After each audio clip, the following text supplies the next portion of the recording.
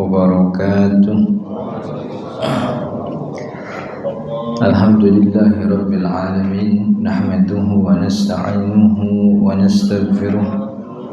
Allahumma salli wa sallim wa barik ala sayyidina Muhammadin, amma ba'du. Para jemaah yang dirahmati Allah, alhamdulillah kita bersyukur pagi atau siang hari ini kita diberi nikmat oleh Allah sehingga bisa berkumpul, bisa bersilaturahmi, sekaligus juga bisa menunaikan salah satu kewajiban kita, yaitu sholat zuhur berjamaah, kemudian dilanjut dengan ta'lim. Mudah-mudahan apa yang kita pelajari jadi ilmu yang bermanfaat, sekaligus jadi tambahan amal ibadah kita di akhirat. Amin ya rabbal alamin. Para jemaah Bapak Ibu yang dirahmati Allah, jadi ini insyaallah hari Rabu atau hari Kamis gitu ya, kita melaksanakan hari raya Idul Adha. Saya nggak mau ngomong ikut mana begitu, ikut Rebo atau Kemis begitu. Saya mau ngomongin sholat Idul Adha-nya, tata cara dan juga aturan-aturan yang ditetapkan oleh ulama. Soal kurban kemarin udah dibahas gitu ya. Jadi mudah-mudahan kita punya motivasi untuk berkurban tahun ini, dan Allah berikan kita keluangan harta untuk bisa berkurban di tahun ini gitu. Jadi selalu berdoa mudah-mudahan setiap tahun diberikan kemampuan untuk berkurban. Dan insya Allah orang yang berkurban itu nggak akan pernah jadi tidak akan berkurang hartanya, karena kurban bagian daripada sedekah. Dan nggak ada ceritanya orang kalau sedekah itu jadi miskin, kagak ada kan ya. Jadi nggak pernah kita dengar orang bangkrut gara-gara kerajinan sedekah, tuh nggak ada gitu. Haji fulan kesian tuh gitu. Kenapa emang miskin sekarang dia? Emang kenapa gara-garanya? Dulu kebanyakan kurban, gitu. Nggak ada gitu. Nggak ada ceritanya satupun di dunia ini, tidak pernah sejarah membuktikan orang bangkrut gara-gara sedekah, nggak ada gitu. Yang ada ngalir terus rezekinya, alhamdulillah. Jadi mulai sekarang nih mindsetnya diubah. Jadi kalau mau dekat-dekat lebaran haji itu usahain biar ada duit beli kurban gitu. Jangan tiap tahun yang dicari areng mulu sama tusukan gitu. Areng tusukan areng begitu, nggak berubah-berubah tuh dari dulu gitu. Mau lebaran areng mulu yang dicari, mau tusukan tuh gitu. Sama nyari kupon gitu. Di masjid sama di musola, maghrib ke musola, beres sholat maghrib orang udah pada pulang, dia deketin pengurus, "Ji, kupon belum dibagi ini." Nah gitu. Ada kali orang sini begitu. Jadi kita mau ngomongin tentang sholat Idul Adha. Jadi sholat Idul Adha, Idul Fitri juga termasuk. Ini hukumnya sunnah.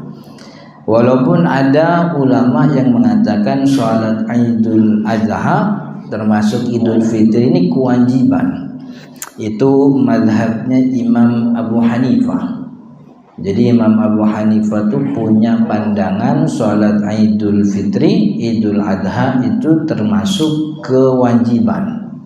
Jadi sholat wajib Imam Abu Hanifah itu rada beda emang gitu. Jadi sholat wajib Imam Abi Hanifah itu ada 3. Sholat Idul Adha, Idul Fitri, sama sholat witir. Gitu tuh wajib tuh. Sholat zuhur, asar, maghrib, isya, subuh bukan sholat wajib, itu namanya sholat fardu. Gitu, beda tuh. Jadi Imam Abu Hanifah fardu sama wajib beda. Kalau kebanyakan ulama jumhur yang lain, termasuk kebanyakan ulama kita nih madhab Imam Syafi'i, wajib sama fardu itu sama, dia juga sholat fardu ya sholat wajib. Imam Abu Hanifah punya penjelasan yang lebih rinci soal itu. Makanya dia bilang sholat 5 waktu itu sholat fardu. Sholat wajib itu sholat witir, sholat Idul Fitri, Idul Adha itu sholat wajib, begitu. Dan hukum taklifnya Imam Abi Hanifah emang beda itu. Kan kalau kita kenalnya wajib, sunnah, mubah, haram, makruh tuh 5 aja. Imam Abi Hanifah tuh punya 7. Pertama fardu, kedua wajib, ketiga sunnah, keempat mubah, 5 makruh tanzih, yang keenam makruh tahrim, yang ketujuh haram. Di 7 tuh. Itu hukum taklif dari 5 ke 7 tuh 4 semester kita belajar nih. Rada lama itu emang susah gitu. Jadi kalau mau dijelasin di sini nih susah nih gitu. Jadi intinya salat Idul Adha ini hukumnya sunnah kata jumhur ulama, dan Imam Syafi'i bilangnya sunnah muakkadah. Dinaikkan level sunnahnya menjadi muakkadah karena ini bagian daripada syiar. Bukti bahwa ini bagian daripada syiar, dulu ketika datang hari raya Nabi Muhammad itu nyuruh semuanya untuk ikut ke tempat sholat, kan ya, sampai anak-anak perempuan disuruh ikut ke tempat sholat walaupun dia nggak sholat. Jadi ibaratnya hadir aja di tempat sholat itu bagian daripada syiar. Jadinya hukumnya sunnah muakkadah. Artinya kalau kita memang tidak sempat sholat, kan ya, karena mungkin ada kewajiban lain, ada pekerjaan, ada hal-hal yang bikin kita nggak sholat, ya nggak apa-apa. Karena memang sholat Idul Adha itu bukan bukan kewajiban gitu. Imam Abi Hanifah bilang wajib karena ada ayat Al-Quran yang sering kita baca tuh. Nama ayatnya bunyinya inna a'tainakal kautsar. Ini banyak ulama menyebut ayat ini turun bulan Dzulhijjah, emang untuk Idul Adha. Inna a'tainakal kautsar, sesungguhnya kami berikan kepada engkau wahai Muhammad itu al-kautsar. Al-kautsar itu nikmat yang banyak, dunia akhirat. Di dunia dapat kenikmatan, kita kan juga dapat nikmat yang banyak.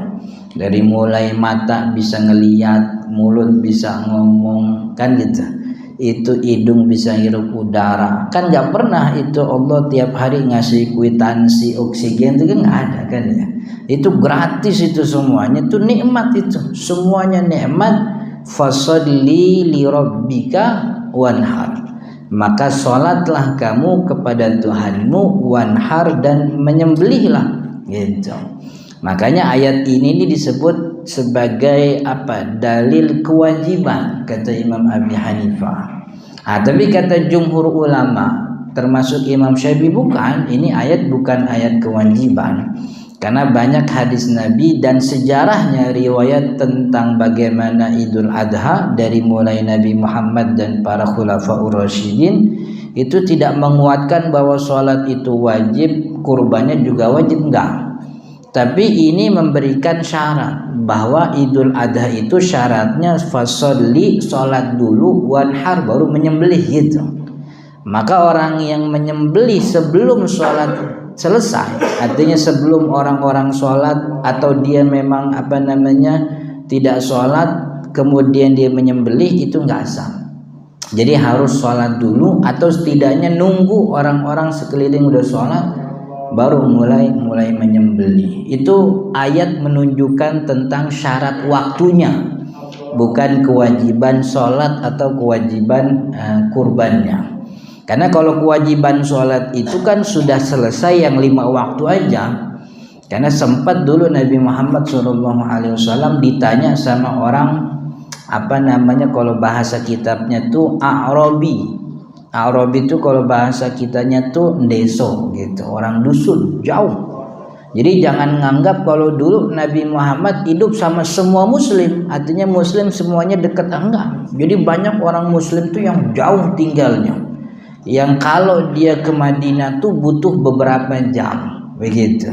Makanya kan dulu ada riwayat kalau Idul Fitri, Idul Adha bareng sama Jumatan itu kan beberapa orang diberikan kebolehan untuk nggak usah Jumat itu.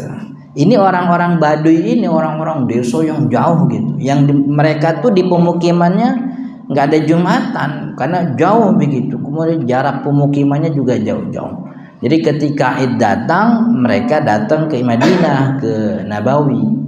Kalau nanti pulang, ntar siang datang lagi buat Jumatan, ngerepotin kan gitu, kesian gitu. Mereka datang dari subuh, kemudian beres sholat pulang, suruh balik lagi Jumatan, kan berat itu. Makanya kata Nabi Muhammad, yang ahlul bawadi, orang-orang badiah, pulang nggak apa-apa, nggak sholat Jumat nggak apa-apa, bahasa kita gitu. Cuman kalau kita di sini nih, kita mah tetap sholat Jumat, karena Nabi Muhammad dan sahabat-sahabat yang dekat Nabawi itu kan nggak punya alasan untuk nggak bisa ngumpul siang. Kalau mereka nih kan jauh, jadi akses untuk ketemu Nabi itu memang jarang. Makanya ada salah seorang Arabi baru masuk Islam, dapat kesempatan hari Jumat ketemu Nabi. Habis salat Jumat dia tanya, ya Rasulullah, saya nih baru masuk Islam, katanya kalau orang Islam wajib sholat gitu. Lalu berapa sholat yang wajib saya kerjain? Kata Nabi Muhammad, khamsus sholawat, 5 sholat yang udah banyak kita kenal: zuhur, asar, maghrib, isya, subuh gitu. Ada yang bilang subuh duluan, subuh, zuhur, asar, maghrib, isya. Ada yang bilang isya dulu tuh, isya gitu. Pokoknya 5 ada, mau yang mana duluan gitu terserah gitu. Cuman riwayat dulu Jibril ngajarin waktu sholat, Jibril mulainya sholat zuhur itu. Kan dulu dapat perintah Isra Mi'raj sholat tuh. Habis itu besokannya tuh pulang, Nabi Muhammad pulang. Nah, Jibril ngajarin waktu sholat itu mulainya johor gitu. Jadi mulai johor, Jibril datang, balik lagi, ntar asar balik lagi, ngajarin waktu sholat 5 waktu. Jadi kata Nabi Muhammad 5 waktu sholat yang wajib. Orang Arab ini, orang Arab Baduy nanya lagi, afa alayya wairuha, ada gak yang lain selain 5 waktu? Kata Nabi Muhammad, la, nggak ada. Illa anta tawwa, kecuali kalau kamu mau nambah yang sunnah-sunnah gitu. Berarti yang selain 5 ini hukumnya sunnah atas dasar hadis ini. Karena orang ini nih lagi butuh penjelasan sama Nabi.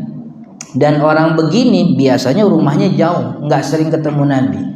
Maka kalau Nabi Muhammad sebutin wajib cuman 5, emang 5 doang tuh kewajiban. Karena kalau ada kewajiban yang kagak dibilangin sama Nabi, orang ini pulang lalu datang itu kewajiban yang ternyata belum dikasih tahu sama Nabi, akhirnya kan dia dosa itu, nggak ngelakuin kewajiban. Habis kenapa nggak ngelakuin kewajiban? Ya Nabi Muhammad kagak ngasih tahu, kan begitu. Apa iya kita bisa bilang berarti Nabi Muhammad dosa nih, bikin orang kagak tahu? Itu kan nggak boleh. Maka ini hadis kita jadiin pakem, karena orang ini sedang sangat butuh penjelasan, dan karakternya Nabi Muhammad tidak mungkin menyembunyikan informasi. Beda sama ustadz sama guru di pengajian. Kalau ada muridnya nanya, Ustadz, nih hukumnya gini-gini bagaimana ya? Kata gurunya minggu depan gitu. Minggu depan. Itu ustadz antara pengen anaknya datang lagi atau emang dia kagak tahu tuh gitu. Tapi ustadz mah boleh, ustadz mah bukan nabi kan ya, dia boleh begitu. Tapi kalau Nabi Muhammad nggak boleh begitu. Kalau ditanya begini, ya Nabi Muhammad kudu jawab, beresin jawabannya. Jangan sampai kemudian orang tuh berpisah dari Nabi, nggak lagi punya sumber informasi, datang itu mestinya wajib, kagak dikasih tahu tadi, akhirnya dosa, gitu. Maka itu ini 5 waktu ini jadi pakem. Berarti yang selain 5 ini kita levelnya kita turunin jadi sebuah kesunahan. Walaupun teks-teksnya bilang wajib, kayak sholat witir itu kan teksnya wajib itu. Innal witra haqqun ala kulli muslim, dalam satu riwayat. Sholat witir itu hak. Kalau kalimat hak dalam syariat itu berarti kewajiban gitu. Berarti kan enggak nih, ini tidak sesuai dengan hadis Arabi ini. Jadi 5 waktu itu pakem. Maka selain yang 5 levelnya kita bilang tuh sunnah gitu, itu sunnah. Jadi hukum sholat Idul Fitri, Idul Adha sunnah. Kapan waktunya? Nah, ini penting nih. Waktu sholat Idul Fitri, Idul Adha itu sama, yaitu ketika matahari mulai meninggi. Jadi kan proses matahari terbit itu dari mulai ufuk 0 derajat itu, kalau kita lihat ke ujung laut di pantai itu kan ujung 0 derajat tuh ufuk. Kan matahari mulai nongol tuh. Nongolnya 1/10, 2/10 sampai akhir gede. Itu pas lagi nongol baru sebahagian itu belum waktu duha, itu belum waktu di mana orang boleh sholat duha, sholat Idul Fitri belum boleh. Kapan bolehnya? Kalau matahari 1 bulatan penuh udah nongol di atas ufuk gitu. Dan jarak itu bulatan penuh, jarak bulatan penuh sama ufuk tuh kira-kira seukuran 1 hasta, atau sebagian ulama bilang 2 hasta. Seukuran anak tombak tuh 2 hasta atau 1 hasta. Katakanlah 2 hasta. 2 hasta tuh 1 hasta tuh kan 45 cm. 45 cm kali 2 90. Jadi maksudnya ukuran secara pandang mata kita, matahari sama ufuk tuh 90 cm, ini mata kita begitu. Bukan ukuran benernya. Ukuran benernya mau tinggi banget kan gitu. Cuman secara kasat mata itu sudah di atas 90 cm. Itu namanya matahari mulai meninggi. Di situ orang sudah masuk boleh sholat Idul Fitri, Idul Adha. Nah, bedanya kalau sholat Idul Fitri itu ditunda beberapa waktu untuk memberikan jeda kepada orang-orang muslim untuk zakat fitrah yang belum bayar zakat gitu. Tapi kalau Idul Adha tuh bagusnya disegerakan. Jadi emang kalau udah kelihatan nongol tuh udah langsung sholat Idul Adha begitu. Khotibnya belum datang, ntar aja khotibnya belakang, yang penting sholat aja dulu gitu. Ntar udah sholat khotibnya belum datang, bilang khotib kagak datang, sholat kita bubarin gitu. Langsung kita motong. Nggak apa-apa kan, khutbah Idul Fitri, Idul Adha kan bukan syarat, bukan rukun gitu. Yang rukun tuh, yang syarat tuh kan khutbah Jumat gitu. Jadi kalau udah waktunya matahari mulai meninggi, itu waktu duha tuh, itu waktu ideal sholat Idul Fitri, Idul Adha. Idul Fitri ditunda, Idul Adha disegerakan. Karena hikmahnya biar punya waktu yang lebih banyak untuk menyembelih hewan kurban itu. Dan itu yang dilakukan oleh Nabi Muhammad SAW. Bahkan riwayatnya Nabi Muhammad itu sebelum waktu zuhur, Nabi Muhammad udah bisa makan dari sembelihannya sebelum zuhur. Itu riwayatnya beliau tuh makan jantung hatinya, hati kambingnya, hati dombanya. Jadi diambil kemudian dibakar, dimakan oleh Nabi Muhammad SAW sebelum waktu zuhur.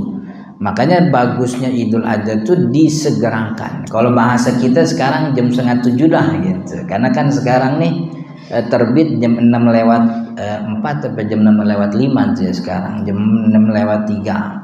Subuhnya kan jam 4:02. Biasanya kalau segitu kan ya jam 6-an lah. Itu udah syuruk tuh, berarti 6:30 tuh udah bisa mulai. Itu waktunya. Berarti kalau nunda-nunda sampai jam 8:30 boleh nggak? Yang penting masih waktu duha. Yang penting masih waktu duha. Cuman yang afdol tuh dari awal waktu duha begitu. Jadi waktu duha tuh dari mulai matahari nongol 1 bulatan penuh di atas ufuk sampai kapan? Sampai pas matahari di atas kepala tuh waktu duha. Jadi pas matahari di atas kepala tuh berhenti udah waktu duha. Masuk waktu zuhur belum? Waktu zuhur ketika matahari mulai jatuh ke arah barat. Jadi kita punya bayangan nongol dikit aja di arah timur sekian senti, masuk waktu zuhur. Jadi pas di atas kepala itu waktu qaimuz zahir, waktu dilarang sholat, nggak boleh. Dan itu bentaran banget itu. Pas di atas kepala tuh bentar, paling nggak nyampe semenit, kan matahari jalan terus gitu. Itu namanya waktu duha tuh panjang. Jadi jam 11:30 tuh waktu duha itu masih. Orang sholat. Sekarang kan zuhur jam 11:05 berapa? Berarti jam 11:40 tuh masih waktu duha. Jadi kalau kita nggak sempat duha jam 8, jam 9, jam 11 bisa. Jam 11:30 boleh. Cuman malaikatnya udah rada malas nulisnya. udah kesiangan itu. Man masih bisa itu, ditungguin, tenang aja, malaikat nggak bakal kabur. Emang udah tugasnya itu nungguin orang sholat duha gitu. Jadi itu waktu sholat Idul Adha. Jadi bedanya Idul Fitri, Idul Adha. Idul Fitri ditunda beberapa saat, Idul Adha disegerakan. Gitu, disegerakan. Dan sunnahnya kan sebenarnya orang nyebutnya sunnah puasa, sebenarnya bukan sunnah puasa. Sunnah tidak makan minum sampai selesai sholat, begitu. Kalau puasa kan puasa dari subuh sampai maghrib. Ini mah mulai waktu subuh sunnahnya jangan makan. Kenapa Ustaz nggak boleh makan? Ta'asiyan bin Nabi, gitu aja jawabannya, ngikutin Nabi. Nabi Muhammad tuh kalau sholat Idul Fitri habis subuh mau sholat makan, tapi kalau Idul Adha habis sholat subuh nggak makan, langsung buru-buru sholat Idul Adha, selesai Idul Adha baru kemudian Nabi Muhammad makan. Itu sunnahnya begitu, itu waktunya. Lalu sholatnya di mana Ustaz? Di masjid apa di lapangan? Sholat yang baik kata madhab Imam Asy-Syafi'i itu sholat di masjid, karena tidak ada tempat yang lebih baik di atas muka bumi ini kecuali tanah masjid gitu. Nabi Muhammad SAW sholatnya Idul Fitri Idul Adha beberapa kali di lapangan, di Sahara. Itu bukan karena afdolnya di lapangan, bukan, karena tempat yang bisa mengakomodasi jumlah jamaah yang banyak itu di lapangan waktu itu. Masjid Nabawi belum muat. Karena kan Idul Fitri Idul Adha tuh sholat bukan cuman yang sholat, tapi perempuan, anak-anak kan suruh pada ikut hadir di tempat sholat. Maka kalau di masjid tuh perempuan yang haid nggak bisa. Maka tempat yang bisa mengakomodasi sholat Idul Fitri Idul Adha waktu itu di lapangan. Maka orang-orang diperintah oleh Nabi Muhammad ngumpulnya di lapangan. Tapi itu bukan nggak melulu. Nabi Muhammad beberapa waktu sholat di Masjid Al-Ghamamah kan gitu. Pernah Nabi Muhammad sholat Idul Fitri apa Idul Adha tuh sholat di Masjid Ghamamah. Masjid Ghamamah tuh kalau kita sekarang ke Nabawi, dia ada di pintu berapa sih saya lupa tuh. Yang belakang masjid tuh langsung ketemu pasar tuh. Pasar yang samping Nabawi itu, pintu 6 apa pintu 7 itu. Jadi Nabi Muhammad SAW memilih di lapangan karena masjid kagak muat. Maka kita juga begitu. Artinya kalau emang masjid masih bisa nampung, masjid tidak ada tempat yang lebih mulia dibanding tanah masjid. Kalau masjid kagak nampung, perkiraan jamaah ada sekian ribu, masjid kita cuma nampung sekian ribu, nggak mau tuh di lapangan aja, gitu. Jadi itu sebenarnya bukan sunnah mana kagak sunnah, bukan. Yang sunnah itu yang bisa mengakomodasi jumlah jamaah yang banyak. Maka kalau di masjid masih bisa, gitu. Masjidnya nggak muat Ustaz, tapi nggak ada tanah lapang juga, gitu. Ya maka dibagi dah. Ini kaum laki di masjid, nanti kaum perempuan di yayasan mana gitu. Jadi supaya bisa mengakomodasi. Jadi jangan ditumplok-plok begitu. Kan ya, kan biasanya ditumplok-tumplok begitu. Laki perempuan, jadi ada Pak Haji sholat di belakang perempuan gitu. Akhirnya pas ruku dia ngeliat tuh gede banget itu, masa. Itu kan jadi fitnah itu.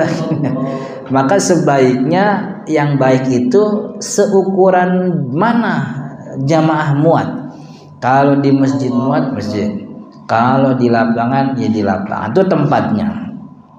Lalu bagaimana teknis sholatnya Ustaz? Teknis sholatnya sama seperti Idul Fitri. Ketika mulai takbiratul ihram, niatnya sunnah Idul Fitri, sholat sunnah Idul Fitri. Jadi kalau karena sholat sunnah Idul Fitri ini dia khusus Idul Fitri, maka penyebutan sholat sunnah tanpa nyebut sholat sunnahnya nggak apa-apa, langsung Idul Fitri. Saya niat sholat Idul Fitri, Idul Adha, sah nggak apa-apa.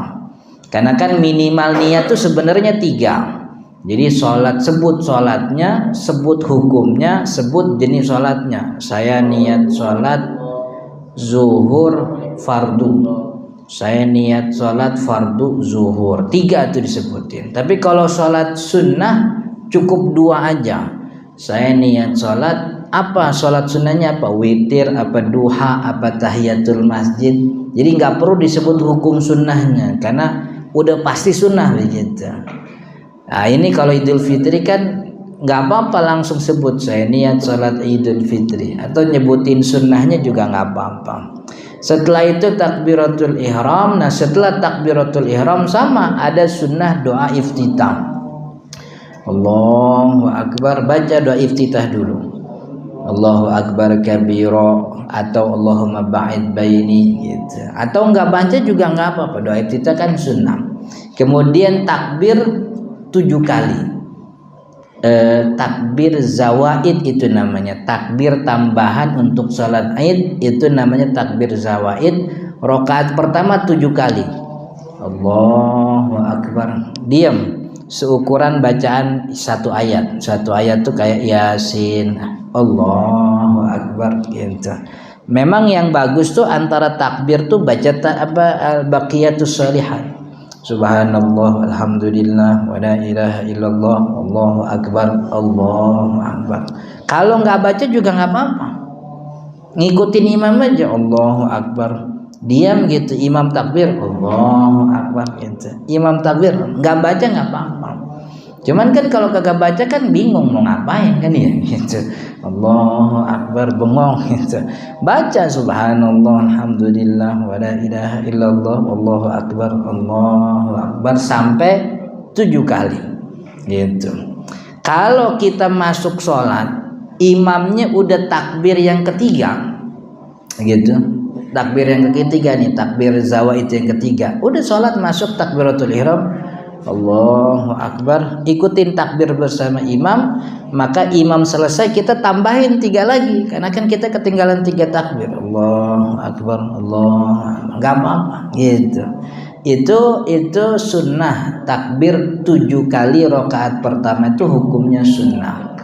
Lalu setelah takbir baca kemudian Al-Fatihah. Sama sebagaimana sholat biasa, sebelum Al-Fatihah ada sunnah a'udzubillah. Setelah selesai Allahu akbar, a'udzubillahi minasyaitonirrajim. Nah karena kita makmum nih biasanya, maka imam tuh yang disunahkan baca a'udzubillahi minasyaitonirrajim, baru bismillahirrahmanirrahim tuh gitu. Kalau ada imam yang lupa, jadi posisi doa iftitah, takbir zawaid, a'udzubillah nih sama-sama sunnah nih 3-tiganya. Kalau waktunya udah lewat kagak usah balik lagi gitu. Ada imam nih gitu. Misalnya ya apalagi kan Idul Adha sekarang akhir bulan 29 Juni kan, akhir bulan. Tuh orang akhir bulan tuh pikirannya kacau tuh biasanya tuh. Iya, soalnya bentar lagi tanggal 1. Kan ngeri juga itu tanggal 1. Cicilan banyak soalnya. Udah kepikiran malah udah mana gue dapet amplop berapa nih, amplop berapa, bingung. Kepikiran Allah, langsung dia baca Fatihah, bismillahirrahmanirrahim, udah kagak usah ditegur subhanallah, nggak apa-apa. Berarti takbir zawaidnya lewat. Kalau udah lewat kagak usah diulang, jadi nggak usah balik lagi itu. Jadi nggak usah ditegur subhanallah, biarin aja Allahu akbar, langsung baca bismillahirrahmanirrahim, beres Fatihah, nggak usah balik takbir, nggak usah, karena waktunya udah lewat. Sama kayak doa iftitah a'udzubillah nih, waktunya setelah takbir. Kalau sholat biasa nih habis takbir Allahu akbar kabiro, ternyata nggak baca Allahu akbar kabiro, langsung Fatihah, nggak usah balik lagi. Jadi sunnah-sunnah yang 3 itu doa iftitah, takbir zawaid, sama a'udzubillah. Kalau waktunya udah lewat ya udah nggak usah balik lagi, karena hukumnya sunnah gitu. Jadi karena udah masuk rukun jangan balik ke belakang lagi, karena Fatihah udah rukun gitu. Nah maka mesti ngerti juga nih pengurus musola apa masjid gitu. Jadi kalau imamnya keliru gitu, nggak usah takutnya kan dia subhanallah gitu. Jadi biarin lewat aja. Kalau rakaat pertama Ustaz, takbir zawaidnya kagak ada. Di rakaat kedua apa takbir zawaid? Takbir zawaid namanya juga sunnah gitu.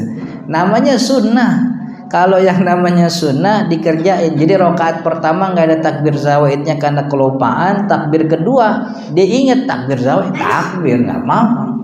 Kalau rakaat kedua kan sunnah takbirnya 5 kali. Jadi setelah berdiri Allahu Akbar 5 kali mulai. Allahu Akbar, subhanallah, alhamdulillah, la ilaha illallah, Allahu Akbar, subhanallah, dan terus begitu sampai 5 kali. Jadi tidak ada masalah kalau rakaat pertama nggak ada takbir 7 kali, rakaat kedua takbir nggak ada masalah begitu. Atau sebaliknya, rakaat pertama ingat dia, cuman pas rakaat kedua lupa, nggak ada takbir kan gitu, nggak apa-apa juga. Ini hukumnya sunnah gitu, hukumnya sunnah. Jadi tidak berpengaruh apa sah atau tidak sholat, sholatnya sah gitu. Selesai sholat, assalamualaikum, baru kemudian ada khutbah. Nah, apa bedanya khutbah id sama khutbah Jumat? Khutbah id itu hukumnya sunnah, sedangkan khutbah Jumat itu hukumnya syarat.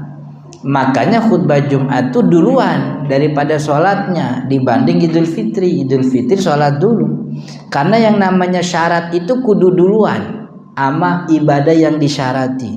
Sholat syaratnya wudu, maka wudu dulu baru sholat gitu.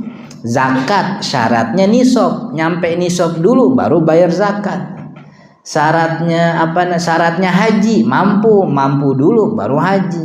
Yang namanya syarat itu duluan baru ibadahnya. Jumatan syaratnya khutbah dulu baru sholatnya. Tapi Idul Fitri, Idul Adha tuh bukan syarat khutbah. Jadi khutbah tuh hukumnya sunnah gitu. Jadi kalau mau khutbah bagus pun sekalipun tidak ada khutbahnya begitu, nggak ada masalah gitu. Jadi nyampe sholat selesai khotibnya kagak datang gitu, kagak datang. Akhirnya kata pengurus masjid, bapak ibu para jemaah, ini karena khotibnya kagak datang, sholat id kita bubarin sekarang gitu. Jadi silakan kembali ke rumah masing-masing, tapi ingat panitia ganti kaos doang ke rumah ya, habisnya langsung balik gitu begitu. Pokoknya itu bukan syarat. Nah, tapi kalau ada khutbah maka syaratnya ngikut, maksudnya ketentuan khutbahnya ngikutin khutbah Jumat 2 kali, khutbahnya 2 kali. Ada muqaddimahnya alhamdulillah, ada sholawatnya, ada wasiat takwanya. Cuman bedanya kalau khutbah id itu awal khutbah id pembukaannya dengan takbir 9 kali. Khutbah Idul Fitri pembukanya itu jadi bukannya alhamdulillah, tapi bukanya itu dengan takbir 9 kali. Khutbah pertama, khutbah kedua pembukanya takbir 7 kali. Itu khutbah Idul Fitri, Idul Adha. Dah, yang sering sekali dilupakannya kalau soal Idul Fitri, kalau Idul Adha, yaitu ada kesunahan takbiran. Jadi Idul Adha itu ada sunnah takbiran sampai 5 hari. Kapan mulai takbiran? Mulai takbiran tuh setelah sholat subuh hari Arafah. Besok nih kalau ngikutin Badan Hisab Ruya Kemenak, besok subuh Rirbo ba'da subuh itu mulai takbiran. Takbirannya kapan? Habis sholat fardu. Setiap selesai sholat fardu, baik sendiri atau berjamaah, itu mulai sunnah takbiran sejak subuh hari Arafah. Kapan berhenti takbiran? Berhenti takbiran asar. Jadi ba'da asar tuh boleh takbiran, cuman habis itu enggak takbiran lagi. Asar hari tanggal 13 bulan Dzulhijjah.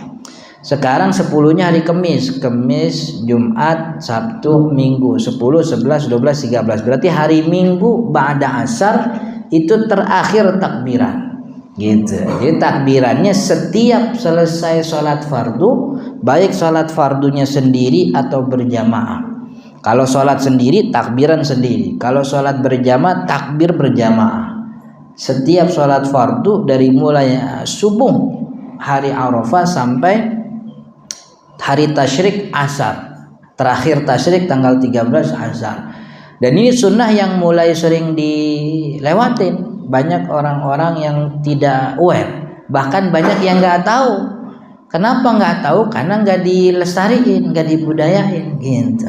Makanya setiap mulai dari sekarang kita nih kalau di rumah jadi pengurus masjid, pengurus mushola, ada budaya setiap selesai sholat fardu dari mulai Arafah subuh Arafah sampai hari tasyrik asar, hari tasyrik terakhir itu sunnah takbiran. Takbirannya gak usah banyak-banyak ya, sekali 2 kali lah cukup gitu. Yang penting ada syiar kan gitu. Karena Idul Fitri, Idul Adha ini merupakan syiar dari awal, dari A sampai Z-nya tuh syiar. Kurbannya syiar, sholat Idul Fitri, Idul Adha-nya syiar, menyembelihnya juga syiar, bagi-bagi kurbannya, bagi-bagi daging juga syiar. Makanya kalau daging kurban itu tidak ada keharaman membagikan kepada non muslim, nggak ada.